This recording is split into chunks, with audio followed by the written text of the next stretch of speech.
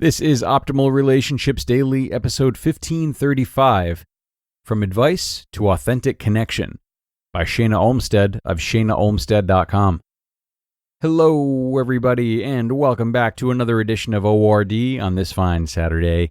I'm Greg Audino, your host and narrator, and this time I've got a post for you from Shana Olmstead, and it's all about offering love and support when those we care about are struggling with something. Oftentimes, we want to jump in as the hero and just offer solutions, but that's not always necessary, nor is it necessarily a reflection of good mental health on our own parts. So, let's learn a lot more about all of this as we start the article now and optimize your life. From Advice to Authentic Connection, by Shana Olmstead of shanaolmstead.com. But if I'm not helping her, I'm not being my authentic self, he said. I don't want to fake it. We were having a conversation about the conversations he had with his wife. She was struggling with dissatisfaction in her life and went to him to vent and get support. He was young, driven, successful, and getting a little tired of listening to her sob story over and over. She's not doing anything to change. It is so annoying. He is ambitious and proactive. If he didn't like something in his life, he would change it. And if it was hard to do, he would work harder. So he couldn't understand why she couldn't take the action that he did. And it was hard for him to listen to her complain and not take the steps forward that he felt would help her. They were stuck in a cycle of frustration. She didn't feel heard, and he felt annoyed at her not changing. He knew his pattern of helping and fixing began in his family of origin. He'd become too responsible too early, and felt it was his job to take care of himself and his younger siblings as well. In his relationship, this pattern looks like him giving her advice and trying to help her grow and change. He noticed that she didn't like this, and had the realization that it might help to change his approach. He'd been trying to give less advice, but it didn't feel right, like he wasn't being true to himself. This can be common when we're working on changing a pattern. It feels uncomfortable, like we aren't being ourselves. I reminded him that the part of him that feels the need to fix his partner is just his ego and fear. He's such a compassionate soul, and he wants the best for his partner. And when he gets scared, he feels it's his responsibility to make it better for her, so his nervous system can feel better too. Growing up, he didn't have much stability, so his nervous system learned to be hypervigilant and scan his environment for what's wrong so that he could keep himself safe. Now, when something is wrong with his partner, his nervous system can easily feel this, and this fear drives him to try to fix what's wrong. It's so important to work on changing this pattern so that he can feel less anxiety when his partner doesn't change, and so his partner doesn't feel criticized and unheard in their conversations. Here are some ways to move from advice to authentic connection in your conversations. Number 1, check in with yourself. When you feel the urge to give advice, or help, or fix someone's problem, check in with yourself first.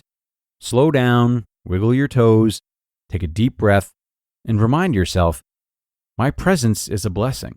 All I have to do is listen and hold space for them. They're strong and capable. Don't let your ego get in the way of their evolution. Number 2, ask first. Would you like me to listen or give suggestions? And really listen to their answer. Explain to them that you are working on not helping as much and just holding space for them. Talk it through and see what works best for them. Number 3, curiosity is key.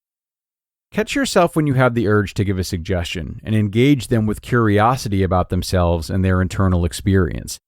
Instead of, have you tried? Try, what do you think about that? Number 4, stop shooting all over yourself. Notice when you want to tell them what they should do and redirect back to reflective listening and curiosity. Instead of, you should, try, what do you think you should do next? Number 5, remind them and yourself of their strength and resilience.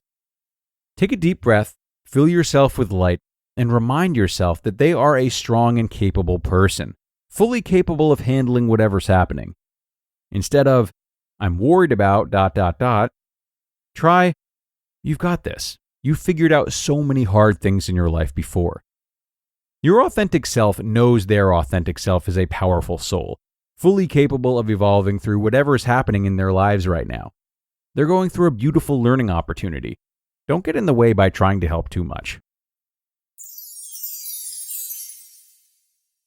You just listened to the post titled, From Advice to Authentic Connection by Shana Olmstead of ShanaOlmstead.com. And a really terrific one from Shana today, which we thank her for.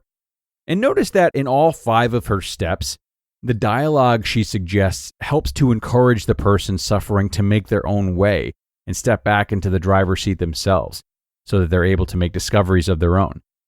And it's really important to remember that this is critical for anyone's growth. So even though we may want the best for our loved ones and in some cases really feel as though we know what's best for them, it can be so helpful to keep this in mind and shift into a mindset that's not so results driven. Being supplied with an answer, if it's a good answer, it's helpful in the short term, but in the long term, the more we can help our loved ones by the way of giving them building blocks to come to their own conclusions, the more we're really empowering them and doing right by them. It might take patience, yes, patience with the fact that changes are not immediate. But if our main overarching goal is the well-being of those we care about, and we keep that goal in mind, then having that patience and being a passenger that helps them while they make their own discoveries, that's really our best means of supporting them and caring for them. Unless, of course, they are asking for advice. As Shana mentioned, it can be so helpful to simply ask them what they would like from us. So definitely don't sleep on that suggestion. That was a really good one. But with that, it is time to get a move on, everyone. We're done here, and I hope you enjoyed this post as much as I did. Take care of yourselves, enjoy the rest of your Saturday, and I'll see you tomorrow for more ORD, where your optimal life awaits.